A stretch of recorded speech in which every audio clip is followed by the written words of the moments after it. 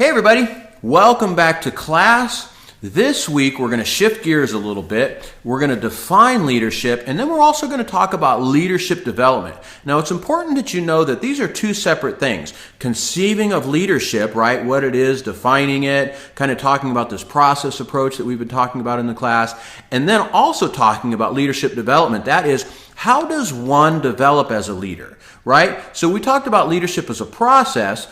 But what is that process? Is it happenstance? Is it circumstance? Is it, divine intervention? What are some of the things that have to happen in order for one to develop as a leader? So it's important to think about leadership and what it is as a distinct concept from leadership development and how it happens. All right? So hang on to your hat as we take a whirlwind tour through the definitions of leadership and leadership development. Now, before we get into the specifics and kind of get all academic, I want to share a quick story with you. Now, you'll see here a picture of a cool-looking ancient dude. Some of you might recognize this. This is St. Francis of Assisi. Now, why do I start off a topic of leadership by showing you pictures of an old guy? Well, in my opinion, St. Francis really epitomizes leadership in so many ways. Some of you might know his story. Maybe you've even seen the classic 70s Zeffirelli movie, Brother, Sun, and Sister Moon. A great movie. Anyhow, St. Francis lived in a time during the Crusades, kind of the Dark Ages, the Middle Ages, if you will. And he had all the benefits of being the son of a rich merchant. And his father offered to give him everything. And Francis avoided all that. And he tried to make his own way. He went off to the Crusades, but he really didn't like, spilling blood. He really didn't appreciate people, trying to spill his blood. And he also tried the things that a lot of young men do, of course, partying and girls, and going out to clubs and raving and all that kind of stuff. Well, at least the Dark Ages equivalent of raving, right? But of course, like most of us, he found that empty and not very satisfying. And so as he was contemplating his life and what was important, he went out into the woods and he stumbled upon this broken down chapel. And as he was looking at this chapel, he really believed that the Lord spoke to him and said, "Francis, build my church." And so he thought to himself, okay, I can rebuild this old broken down chapel over here. And so he started to grab the bricks, one by one and stack them back up. And as he was doing this, he really got a sense that that's not what God was calling him to. God was calling him to rebuild the church, right? Capital T church. In other words, to live a life of simplicity, to preach the gospel, to be compassionate, and to share the love of Christ with others. And so as he began to build this project, other people were attracted to Francis. He was such a humble and simple man, and they said, "Hey, can we join you?" And he said, "Sure, man, start grabbing some bricks. God's called me to rebuild his church." And he began to disciple these men, and they began to live this life of simplicity and purity and chastity and holiness. And in time, you might know, Francis developed what became one of the largest orders in the church at that time, and they're now known as the Franciscans, right? They still exist. And so this organization that Francis developed really didn't come because somebody appointed Francis. It's like, "Hey, Francis, we want you to start this organization and you're going to be about this and that." No, it came out of his own passion, his own sense of calling from the Lord to do something important. And by following that passion, by listening to the Lord, by doing what he felt was important, he attracted other people.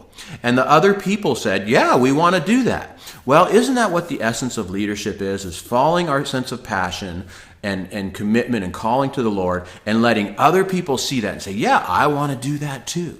So we preface this talk on leadership by saying it really comes out of our own sense of passion and calling by following that vision that the Lord has given us and letting other people see that. Now, that's where it begins. That's not where it ends. But I want to preface it by saying that really is a foundational idea in being an effective leader.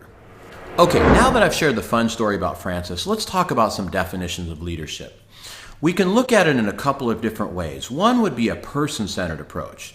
Now, Peter Northouse defines leadership as a process whereby an individual influences a group of individuals to achieve a common goal. Now, once upon a time, leadership was sort of looked at as this coercive, I'm going to get you to do things that I think are important, right? But as it's evolved, as our thinking about leadership has matured, we really see that it is really more of this kind of common goal, right? What are the things that are important to me that are important to us as a group? And you see Francis had that. His passion, his vision drove his goals, and other people said, yes, we have those same goals. We want to follow you in carrying out that goal. Now, another idea here is what I call an outcome-centered approach. And this could be looked at as the following. Leadership occurs when there is direction, alignment, and commitment. Okay, now there's three things there, right? DAC, direction, alignment, and commitment. Now, why you say, well, this is so weird, this is wonky, I don't understand this. Because sometimes we think about leadership as residing in a person, right? So my story of Francis is leadership in a person. But when we sort of take leadership out of a person, we can then place it into other sorts of things, right? Like in a group, right? So you've heard of things like shared leadership or team leadership. Also, there's something called leadership substitution, where leadership happens. It doesn't necessarily happen in a person. It is inherent in the task or in the organization that develops a culture that develops leaders, right? So when there is direction, alignment, and commitment, right, then leadership happens regardless if it is in a person, in a group, in a sort of self-guiding task or process, right? Okay, so I know it's a little abstract, but you have to sort of think a little bit more complex about leadership, that it's not just about a person, right? Oh, there's the person, that's the person we need to follow. He or she is going to provide leadership. That often happens, but leadership doesn't necessarily reside in a person. It is sort of a byproduct of when these things happen. So there's direction, i.e. we know where we're going, we know what the goals are, we know what the mission is. When there's alignment, when all of the resources, the budget, the structure, the mission, the vision are all aligned with the strategy, right, to accomplish the goals.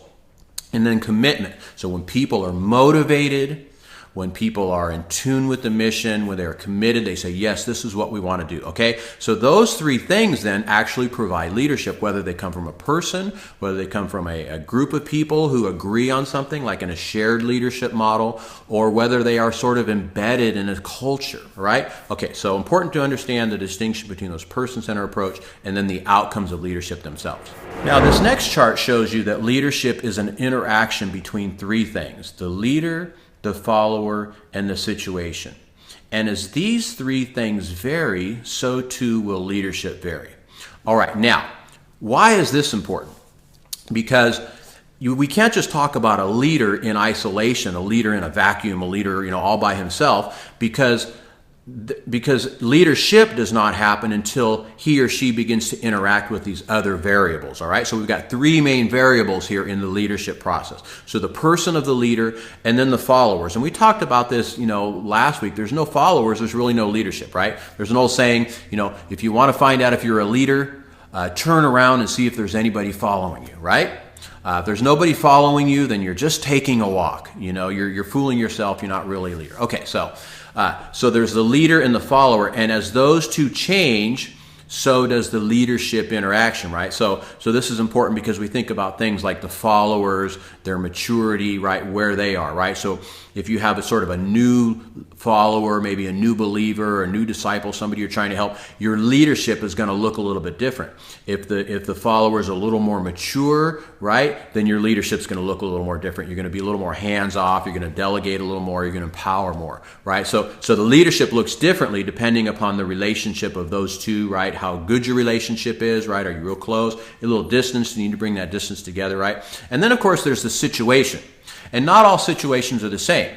You might come into a leadership situation. Let's just say you're taking over a church that's kind of struggling. Maybe it's kind of a turnaround situation. Well, your leadership is going to look a little different in that context than if you came into more of a mature, well-established, thriving kind of a church, right? So the situation is going to dictate how you practice leadership. And then, of course, there's the interaction between the follower and the situation, right? So maybe they're feeling a little freaked out about this, struggling church or the downturn, right? So now your leadership involves, giving them the pep talk and the heave-ho and the not the heave-ho. You don't want to give them the heave-ho. That means sending them out the door. We don't want to do that. Giving them the encouragement, right? And the assurance that things are going to be all right, that there's a vision, that the Lord's given you a vision, and that together you guys can address this situation. All right. So it's important to think about the totality of what's going on in leadership and not just think about leadership, the person of the leader. Now, we can also say that leadership happens at different levels. Let's take a look at some of these different levels here. First of all, there's leading oneself. Spiritual, mental, and emotional growth, self-awareness, growth, and task knowledge. A guy named Charles Manns came up with an interesting concept called self-leadership, right? And what does this mean? This means that, we're not always motivated by something outside, but we ourselves as leaders are able to motivate ourselves. And that might be based on a lot of things, right? Our calling, our passion, our goals, our vision, the task at hand. The task might be inherently motivating. So leading ourselves, developing ourselves, our spiritual growth, our mental growth, our emotional growth, right? It's no secret. Leaders also, are human beings and they have emotional problems and issues. Sometimes they need to get counseling. They need to get over things. They need to deal with struggles and whatnot. Self-awareness. This is a big one. I always say this to my classes and I'm going to say it to you. Self-awareness is the beginning of leadership growth, okay? Self-awareness is the beginning of leadership growth. Now, why is this important? Because if you are not self-aware, in other words, if you don't know how other people see you, right, you have what are called blind spots. Now, you don't want to have blind spots because other people can see those things, but you can't see them. So, self-awareness is important because it helps us to know what our strengths are, what our weaknesses are, what we're good at, what we're not good at, how other people perceive us. It's so important to become self-aware. And as you grow as a leader, as you think about your own growth as a leader, you want to embrace self-awareness. You want to seek self-awareness. You don't want to run from the truth, right? Because again, if you've got a certain personality and other people see it and perceive you a certain way, but you don't see it, no, I'm this. Well, everybody sees that you're this. That's not a good thing, all right? So this is what's called being authentic and transparent, right? Of owning up to yourself, of owning up to your story. And, some of us have hard stories. Some of us have painful stories. And it's not necessarily a bad thing. Yeah, it was bad when we were going through it. But I believe, as the scripture says, all things work together for good, right? So God has allowed us to go through trials and circumstances so that at the end we are refined and matured on all these sort of things, right? So it's okay to acknowledge the pain, acknowledge the challenge and all those sort of things, because now what? God has a refined, sharpened, self-aware, self-reflective, humble, transparent kind of leader that he can really use. Now, the next level of leadership is leading other individuals. All right, so this is sort of that dyad level, right? There's you and there's the other person, right? So a lot of leadership has to do with sort of this one-on-one interpersonal relationship kind of thing. This is very important, because as a leader, people are impacted and they're influenced by you as a person. So when you have a discussion with them, right? When you sit down and you have a conversation, when you have a phone call, email, that is all sort of interpersonal communication that's going to influence them, that you have the opportunity to, to help them connect with the mission and the goals of the organization and for you to lead them in that level. Now, the next level is leading groups and teams. Now, of course, we all know that groups and teams are pervasive in organization, and especially in churches. You've got all kinds of different groups and subgroups. And so we have to understand sort of some of those group dynamics. And we talk about that in a different class, but you need to be aware that not sometimes, but oftentimes your leadership is going to happen with multiple people. It's going to be in a team setting or a group setting. The next level is leading an organization, like a business, like a church, whatever it is. This becomes a little more complex now. When you think about what is a church or an organization, it really is sort of a combination of a bunch of different groups, right? So maybe you have the men's ministry and the women's ministry and the children and the youth and the outreach, and so you get all these different groups, and it becomes a little more complex now. So your thinking needs to be a little more complex. You're not just thinking about one person or a group of people. You're thinking about how all these people work together in order to accomplish the vision and the mission of the organization. And then, of course, the highest level is linking with other organizations and affiliations, right? So you know that your church, your organization doesn't exist all by itself. There's other people, other groups, maybe in your denomination, in your neighborhood, in the world, right? So leaders need to acknowledge that they're leading an organization that has relationships with other organizations, and it might even be things like the government or the city.